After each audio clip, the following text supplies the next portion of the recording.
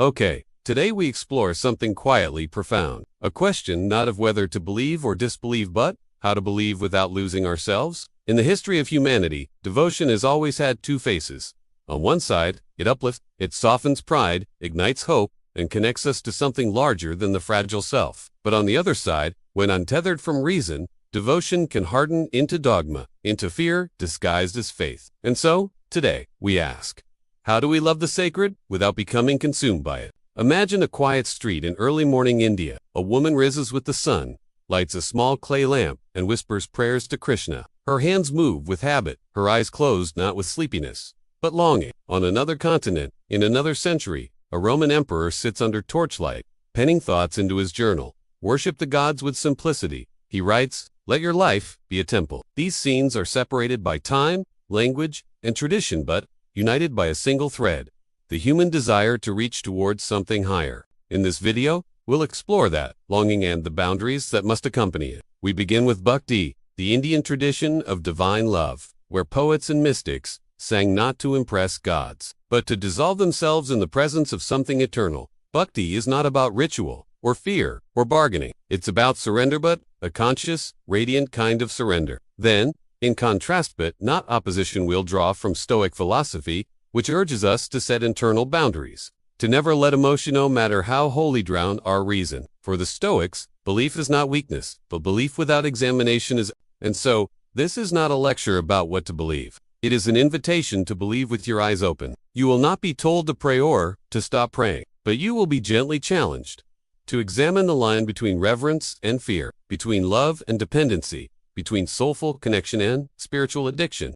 Across the next 35 minutes, we will trace this dance between the heart and the mind. We'll begin in everyday life, where rituals often become routine, and devotion is shaped not by love, but by anxiety. We'll then travel through history, meeting the voices of Bhakti poets and Stoic philosophers, who in their own ways pointed toward a deeper kind of clarity. We'll explore the mysteries of sacred spaces, of cultural practices, of archaeological discoveries that hint at ancient understandings of devotion that transcend.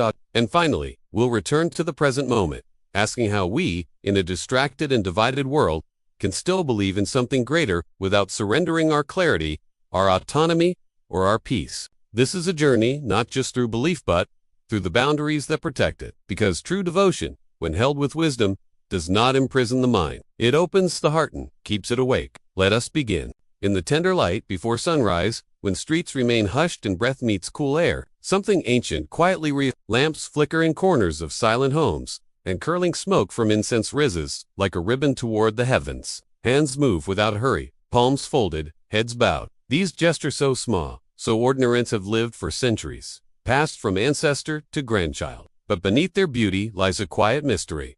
Why do we repeat them? Is it to connect or to protect? To live or to bargain with unseen forces? In cities and villages alike, rituals have become part of the everyday fabric of life. A man recites a verse on his morning walk. A woman lights a candle before stepping into traffic. A child, taught by her grandmother, bows before a photograph on the wall. To the outside eye, these acts are serene, but the heart knows otherwise. Sometimes, they are filled with love, other times, with fear. The line between them is often invisible, but the impact is not. When we act from fear, the body may still, but the soul does not rest. The mind begins to tally. Did I say the right words? Did I perform the steps correctly? And when something goes wrong later in the day, a whisper rises. Was it because I forgot to bow? This is not bhakti. This is not spiritual freedom. It is quiet anxiety wrapped in the robes of tradition. Bhakti, in its essence, is not anxious. Born in the devotional movements of ancient India, bhakti is the love of the divine that asks for nothing in return. It is personal, intimate, and unbounded by rigid form. The poets of bhakti sang, not because they feared punishment, but because they could not help but sing.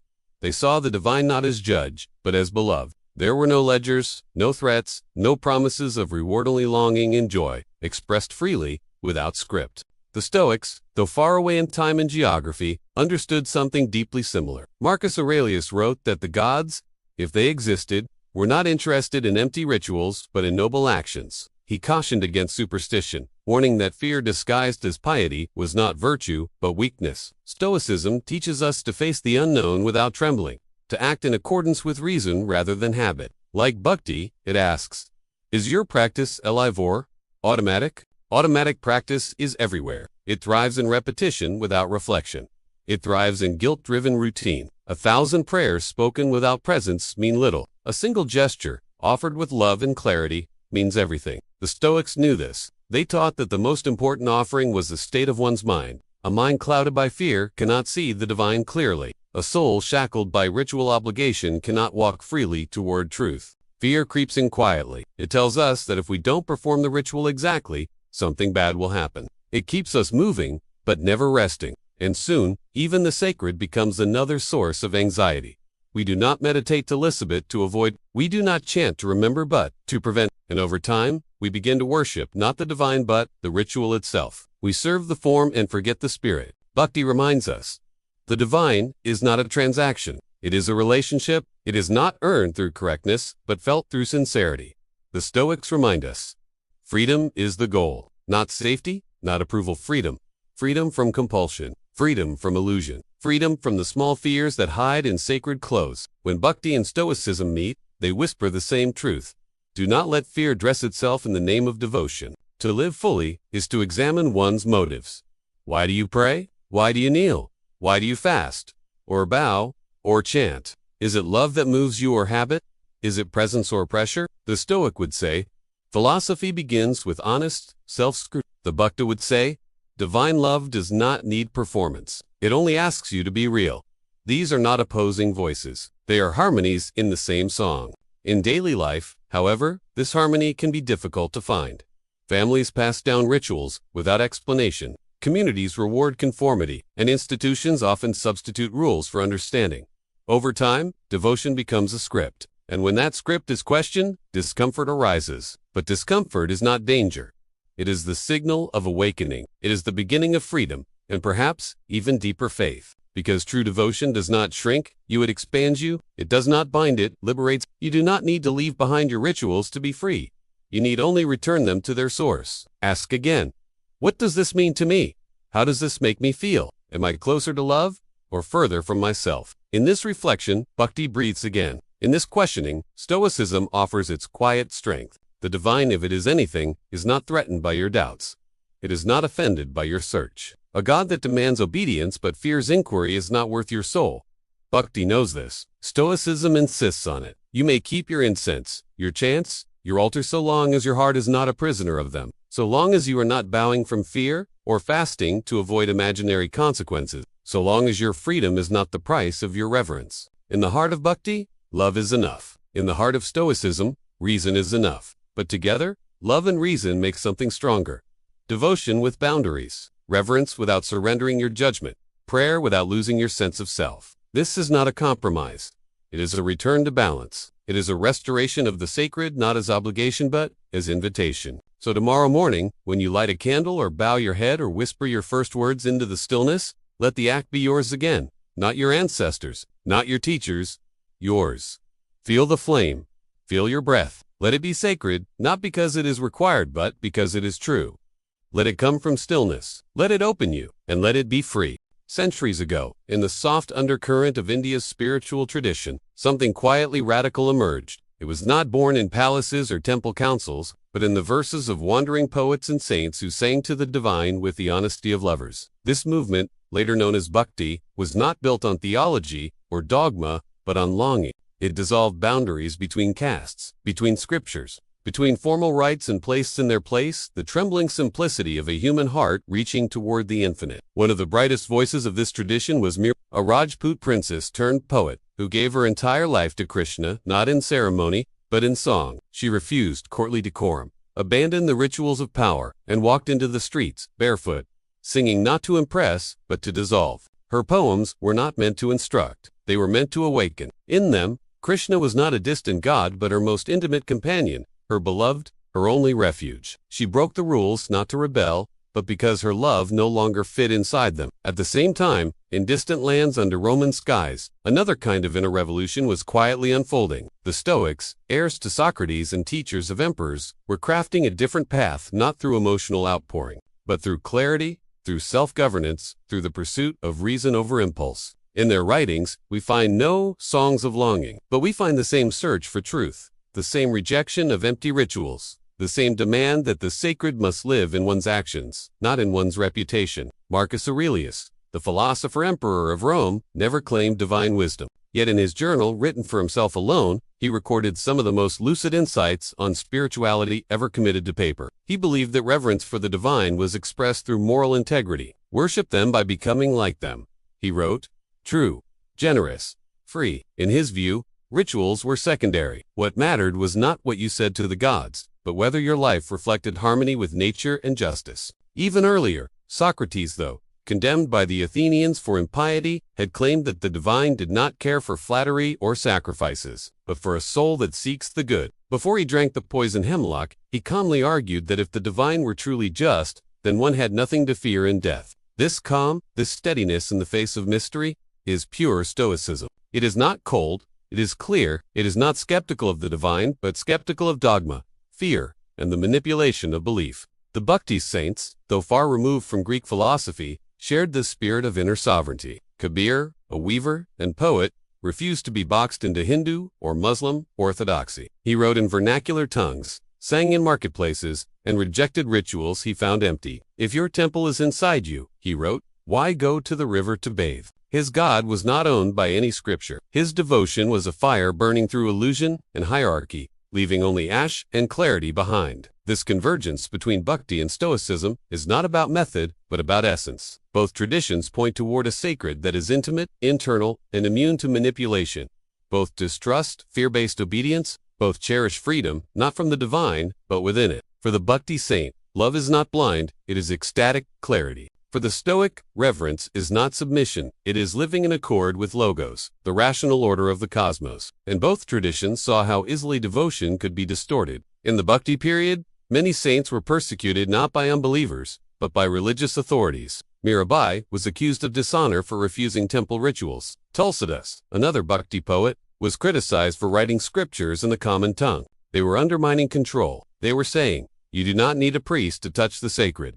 You only need to be sincere. This was dangerous, not because it was wrong, but because it was free. The Stoics faced their own opposition. In imperial Rome, religion was tightly intertwined with politics. Sacrifices to the gods were public acts of loyalty. Questioning them was akin to treason. Yet Epictetus taught his students that true divinity could not be bribed. If God exists, he is not swayed by offerings, but by virtue, he said. He told them to examine every belief, even the ones inherited.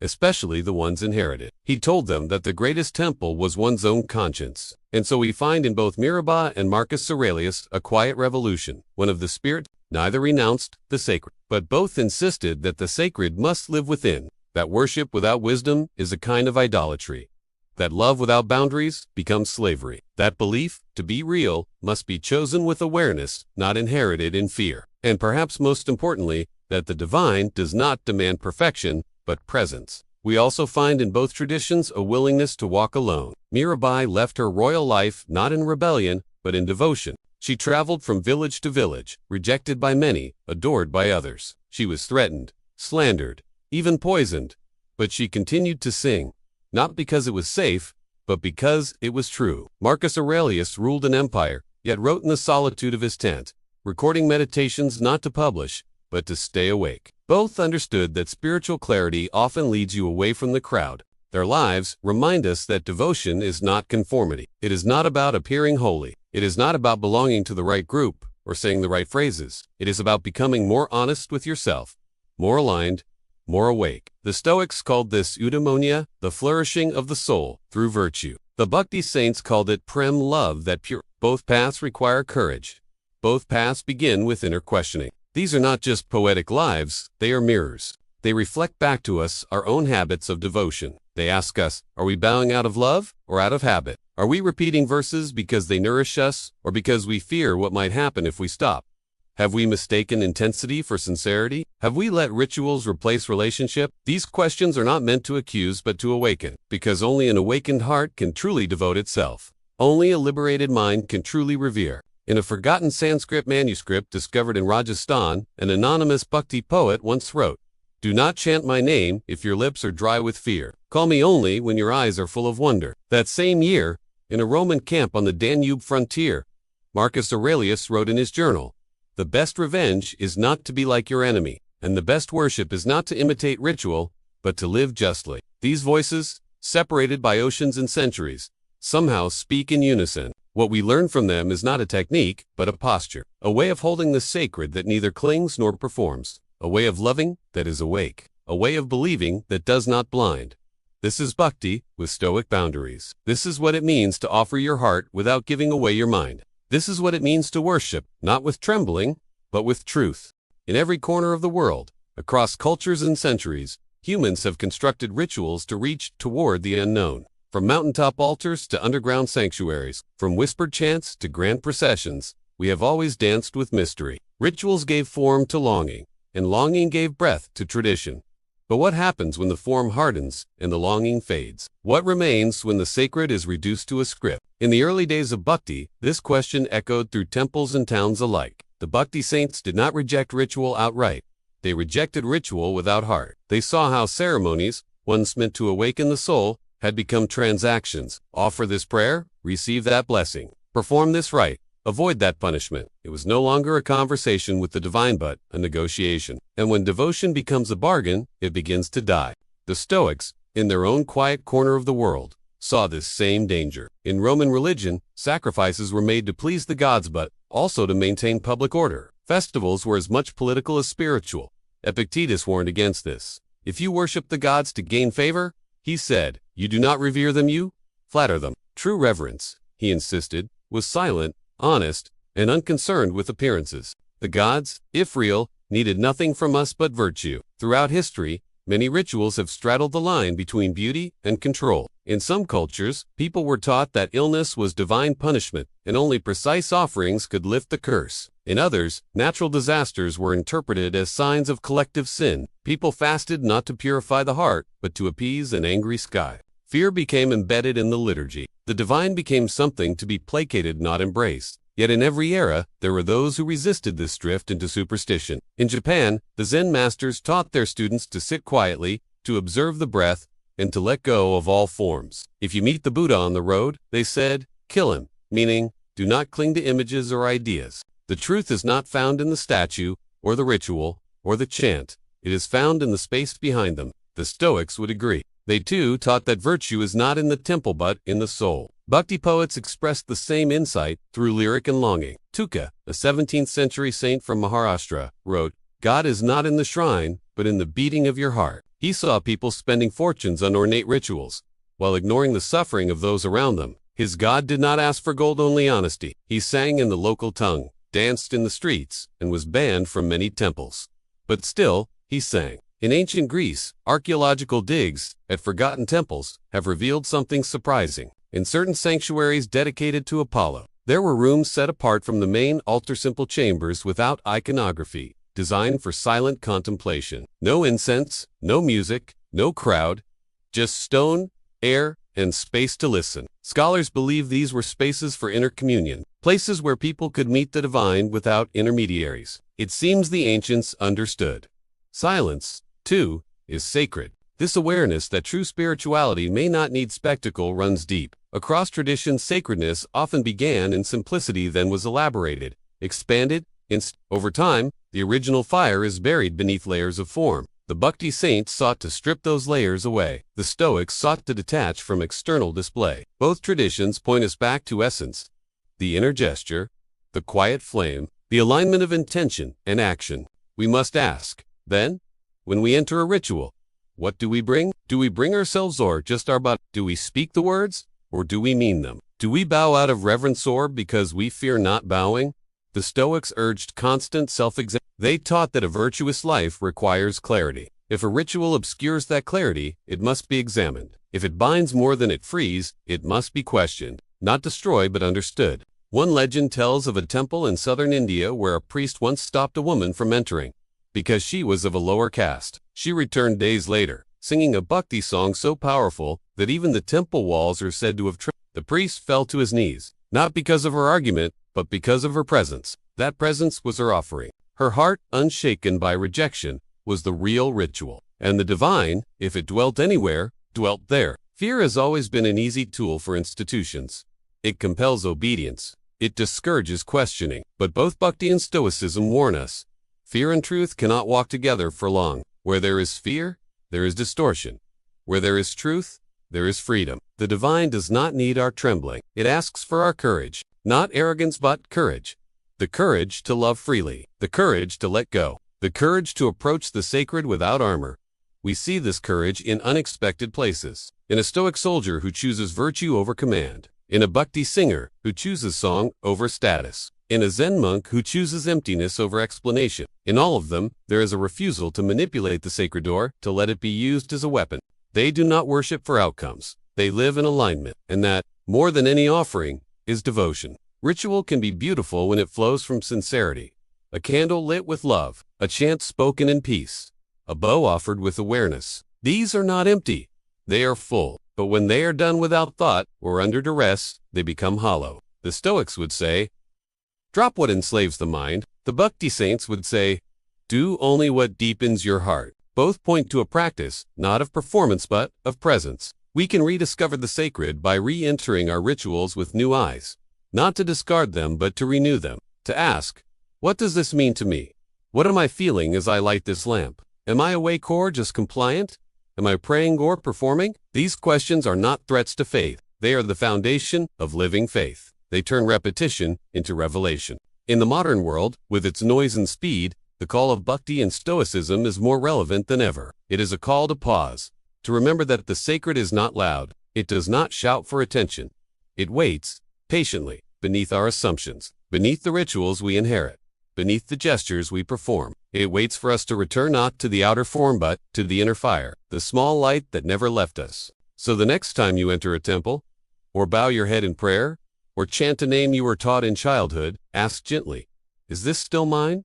Is this still alive in me? Not to shame yourself, but to awaken yourself, because devotion is not about being correct. It is about being present, and in that presence, even silence becomes praise. In the quiet spaces of the modern world, amid the constant hum of devices and deadlines, the longing for something sacred has not disappeared. It has only become quieter. People still pray, still search, still kneel in moments of solitude. But the question that echoes louder now is not do you believe, but how do you believe? Not what do you worship, but what kind of relationship do you have with what you call divine? In today's spiritual landscape, choices abound. There are meditation apps with curated playlists, online gurus offering instant enlightenment, and communities built around ancient symbols rebranded with modern language. But abundance does not always equal depth. Many find themselves overwhelmed not with doubt, but with distraction. They are not losing faith. They are losing the space to feel it. Devotion, once personal and profound, risks becoming another checkbox in the productivity spiral. This is where the Stoic boundary becomes essential. Stoicism teaches us to ask, does this practice serve my inner freedom or diminish it? Does it make me more honest, more resilient, more present? Or does it entangle me in performance, approval, or dependency? In an age where spiritual identity can become a social currency, the Stoic whispers, do not confuse visibility with sincerity. Do not confuse intensity with truth. What matters is not what others see, but what you know inwardly. Bhakti offers the heart. Stoicism offers the anchor. Together, they offer a path of spiritual clarity in the noise. You can feel deeply, but still ask questions. You can believe fervently, but still set boundaries. You can cry to the divine without handing over your reason. This is not a contradiction. It is maturity. It is love that is not blind. It is reverence that does not erase judgment. It is a return to a kind of spirituality that is both alive and awake. In daily life, this means reclaiming your spiritual practice as something chosen, not inherited, not imposed. If you pray, pray in words that make sense to you. If you fast, let it cleanse your mind, not just fulfill a rule. If you chant, let each repetition be a doorway, not a deadline. Do not practice out of fear that something will go wrong if you stop. That is not faith. That is bargaining with anxiety. True devotion says, I do this because it brings me closer to stillness, to truth, to the part of myself that listens without trembling. One of the most powerful tools for modern spiritual clarity is reflection. Take time to write, not what you've read, but what you feel. Ask yourself, what do I believe and why? Does this belief make me kinder or more afraid? Is my practice rooted in love or in the fear of punishment? These questions are not meant to shake your foundation. They are meant to reveal it. The Stoics believe that the unexamined life is a prison. Bhakti believes that unlived love is a kind of exile. Both traditions lead us back to honest introspection. In a world of spiritual marketing, setting boundaries also means protecting your interior life. Not every teacher deserves your trust. Not every community is healthy. Not every doctrine is wise. You are not obligated to remain in a space that erodes your clarity or your courage. Leaving a toxic spiritual environment is not abandonment, it is devotion to truth. The Stoics remind us, do not follow a path just because it is ancient. Follow it because it is just, because it aligns with your deepest sense of integrity. Even sacred emotions require discernment. Tears and prayer may feel sincere, but are they rooted in connection or dependency? Ecstasy and ritual may feel like presence, but is it sustainable once the music stops? Stoicism is not suspicious of emotion, but it insists we ask where the emotion leads. Does it make you free? Does it teach you compassion? Does it endure in silence? Bhakti agrees. For Bhakti is not sentimentality. It is fire, it is love that burns away illusion and leaves the soul bare and bold. You do not need to renounce the sacred to be free. You need only to see it clearly. The divine does not need you to be obedient. It longs for you to be whole. The practices that once served your growth may not serve you now. And that is not failure. It is evolution. Devotion is not fixed.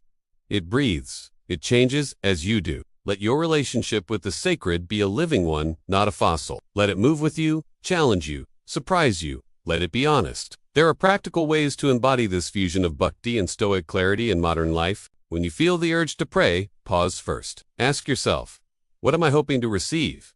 What am I afraid will happen if I don't? Then, pray not from fear, but from freedom. When you enter a spiritual space, observe. Do you feel small, or do you feel expanded? Does the practice invite your full self, or demand your submission? Use these questions as compass points, not to dismiss tradition, but to deepen your presence within it. In moments of suffering, this balance becomes vital. When illness strikes, or grief arrives, many turn to the sacred in desperation. But Bhakti teaches, even pain can be an offering. Even sorrow can be sung. Stoicism teaches, suffering is not punishment, it is part of life. The sacred is not a shield against loss. It is a way of walking through it. You do not need to pretend everything is okay to be spiritual. You only need to remain truthful. Suffering, approached with clarity and love, becomes wisdom. Modern spiritual life also benefits from silence. Not the absence of sound, but the absence of noise. The space between thoughts. The quiet before the prayer. The breath before the ritual. Many traditions once included silent contemplation, but it is often lost in performance. Bhakti becomes louder. Stoicism becomes colder. But in silence, they meet. Bhakti listens. Stoicism steadies, and the soul remembers its original rhythm. Not frantic, not frozen, but deeply still. Let your practice be slow. Not lazy, but deliberate. Do not rush to feel. Do not force an insight. Let devotion come like morning, light, soft, gradual, and undeniable. Let clarity arrive, like water, patient, steady, and clear. In this pace, you will find something that no amount of ritual or intensity can give you. Peace. Not escape, but anchored peace. Not distraction, but true intimacy with what is. This is the true fruit of devotion with boundaries. Above all, remember, the sacred is not something you must reach. It is something you return to. You do not need to earn the right to connect. You were born with it. The divine is not hiding. It is simply waiting for you to slow down enough to notice. In that noticing, Bhakti smiles. In that honesty, Stoicism nods. And together, they offer a practice, not of extremes, but of integration. Not of submission, but of reverence, that is both open-hearted and open-eyed. There is a silence that arrives not when the world goes quiet, but when something inside you becomes still. It comes gently, after the last idea settles, when the rhythm slows and the intensity fades. In that silence, you are no longer performing, reacting, or searching. You are simply present. And in that simple presence, something sacred begins to glow, not because you sought it, but because you finally stopped chasing it. That stillness is not an end, but a beginning. It is the unmarked doorway into devotion. Throughout this journey, we've wandered through the echoes of Bhakti and the clarity of Stoicism. We've stood beside poets who sang to the divine without permission, and philosophers who bowed through action rather than form. We've listened to voices, not loud, but enduring, and what remains in the quiet aftermath of it all is a truth older than language. The sacred does not shout. It does not force its way in. It waits still, subtle, patient for your presence to meet it. You do not need thunder to meet the divine. No ritual must be perfect. no belief flawless. Devotion that is sincere never asks you to tremble in fear or to dress your uncertainty in certainty. The sacred asks only that you arrive as yourself present, alert, and humble. The divine does not hunger for gestures. It recognizes alignment, not in volume, but in honesty, not in repetition, but in awareness. You are already enough when you stop trying to be impressive. Bhakti and Stoicism both whisper the same wisdom through different mouths. Spiritual life is not a spectacle. It's a practice of returning, of remembering what matters, and living in alignment with it, step by small step. They do not ask for flames in temples, but for clarity and intention.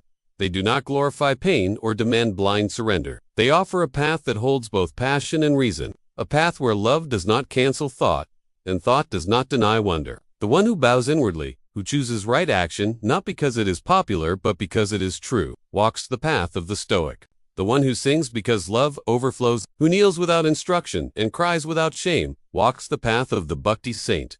Neither seeks applause. Both seek union not with dogma or drama, but with something quietly eternal. And perhaps it is in this quietness that true freedom is born. There will be days when belief grows thin, when your rituals feel dry and your prayers echo back, unanswered. In those moments, let go of the need to feel spiritual. Let go of guilt for not glowing. Bhakti says, longing itself is a form of love. Stoicism says to stand steady in the fog. Together they teach that you are allowed to be unsure, to feel nothing, to simply be human. And in that gentle allowance, the sacred finds its opening. You are not failing when you question. You are not unfaithful when you step away from what no longer holds truth. The divine does not punish doubt. It honors honesty. True reverence makes space for change. For evolution, a belief that cannot grow is not alive, and a soul that cannot shift cannot be free. Faith, when real, bends like a river responding to the shape of your life, yet never forgetting its source. What you call that source God's Spirit, presence, or simply life, it does not care for ornate rituals or ancient tongues. Unless they make you more alive, it needs space, a listening mind, a soft yet courageous heart. That is the altar, that is the practice, that is where the sacred is born, not in symbols or ceremonies, but in a life lived with awareness. When that happens, there is no need to declare your faith. It is felt in your presence. A spiritual path with both devotion and discernment does not ask you to choose between surrender and sovereignty. It asks you to hold both, to stay open without being unguarded, to love without being consumed, to walk away from manipulation dressed as holiness. This is not rebellion, it is reverence. Reverence for yourself, your clarity, your wholeness. You do not have to reject everything to walk freely. You only need to choose wisely. When you light a candle, let it be from remembrance, not fear. When you sit in silence, let it be from fullness, not emptiness. When you pray, let it be not a checklist of requests, but a return to yourself. In all things, move toward what steadies you, toward what opens you, not what controls you. Choose not to shrink in the name of devotion, but to expand in the name of truth. In that movement, the sacred walks beside you. If you ever doubt your direction, return to one gentle question. Does this path make me more loving, more honest, more free? If yes, continue. If no, pause. Rest is not weakness. Stillness is not failure.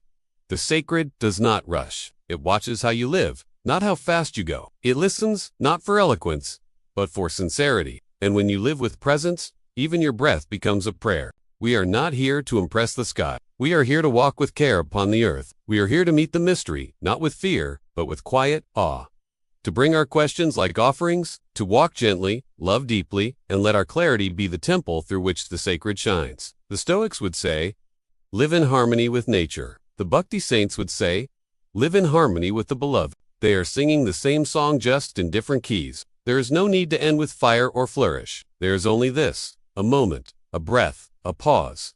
Let this pause be your beginning. Let this stillness be your sanctuary. Let your life, not your performance, be your devotion. You do not need to climb mountains or chase visions. You are already standing on sacred ground. If you stand with awareness, you are already enough. If you choose to be fully here, thank you for walking this journey with us. See you in the next meditation.